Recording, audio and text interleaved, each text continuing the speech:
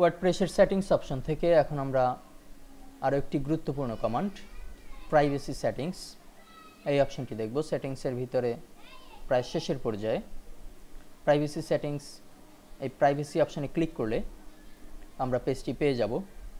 এখানে site visibility মাত্র দুটি অপশন আছে, কিন্তু অপশন দুটির ভিতরে কিন্তু খুবই গুরুত্ব লক্ষ্য করা যায়। প্রথম যে অপশনটি আছে সেখানে দেওয়া হয়েছে যে I would like to my site to be visible to everyone, অর্থাৎ আমার এই সাইটটি যে কেউ ভিজিট করতে পারবে, ইনক্লুডিং সার্চ ইঞ্জিনে ইনক্লুড করা যাবে, like Google, Bing, Technorati and archives.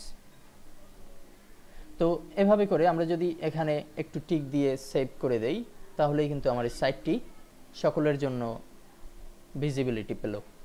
কিন্তু যদি আমরা নিচের অপশনটি দেখি যে I would like to block search engine, অর্থাৎ কোনো সার্চ ইঞ্জিনে আমার সাইটটি দেখানো যাবে না, এরকম কোনো সেটিংস যদি আমার দরকার হয় কখনো, যদিও ডিফল্ট অবস্থায় আমরা উপরের অপশনটিই পাবো এবং উপরের অপশনটি বেটার হবে, কিন্তু তারপরেও যদি নিচের অপশনটি দরকার হয় তাহলে এখানে চেক বক্সে ক্লিক করে আমরা সেভ চেঞ্জ দিলেই সেভ চেঞ্জ হয়ে যাবে।